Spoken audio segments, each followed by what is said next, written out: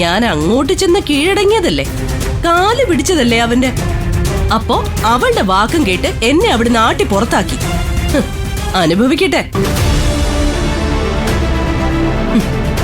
പരാജയത്തിന്റെ കയ്പുനീര് കുടിച്ച് തീരുമ്പോഴേക്കും അവളെയും കളഞ്ഞിട്ട് താനെ ഇങ്ങോട്ട് തിരിച്ചു വന്നോളും.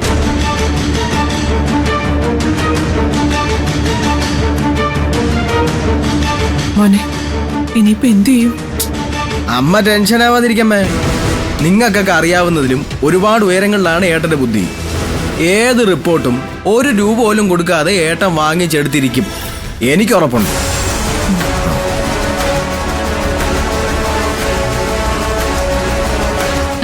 അതന്നെ എനിക്ക് പറയാനുള്ളത്.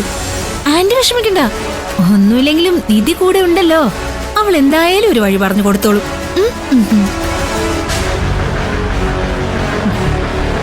നിനക്കുള്ള പണി ഞാനും നിധിയും ചേർന്ന് തരുന്നുണ്ടടി, നീ കാത്തിരുന്നോ.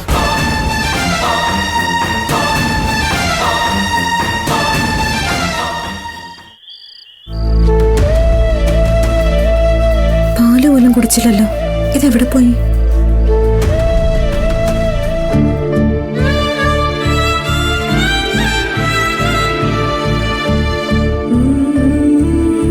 എടുത്തു വെച്ച പാല് പോലും കുടിക്കാതെ എന്തിനാ ഇവിടെ വന്നിരിക്കുന്നത്? ഇപ്പോഴും ആ സോയിൽ ടെസ്റ്റിംഗ് റിപ്പോർട്ടിന്റെ കാര്യം തന്നെ ആലോചിച്ചിരിക്കുവാണോ?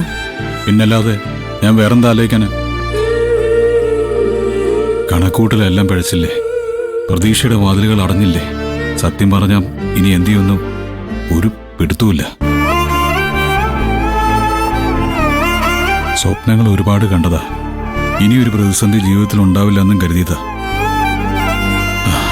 ഒറ്റയടിക്കത് നടക്കില്ല എന്നറിഞ്ഞപ്പോ എന്റെ നിയന്ത്രണം വിട്ടുപോയി. അതാ ഞാൻ നിന്നോട് പോലും ദേഷ്യപ്പെട്ടത്.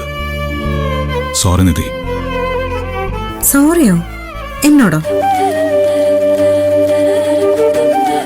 എന്റെ ഗൗതം എന്നെ വഴക്ക് പറഞ്ഞു എന്ന് കരുതി എനിക്ക് എന്തെങ്കിലും കുറവ് സംഭവിച്ചു പോവോ? എന്റെ ഭർത്താവിന്റെ ടെൻഷൻ മാറാനായി എന്നെ 2 വഴക്ക് പറയേണ്ടി വന്നാ ഞാനത് കേട്ടോണ്ട് നിൽക്കും. വിട്ടുകളാ. തെറ്റെന്റെ ഭാഗത്താ. ആ ശിവാനി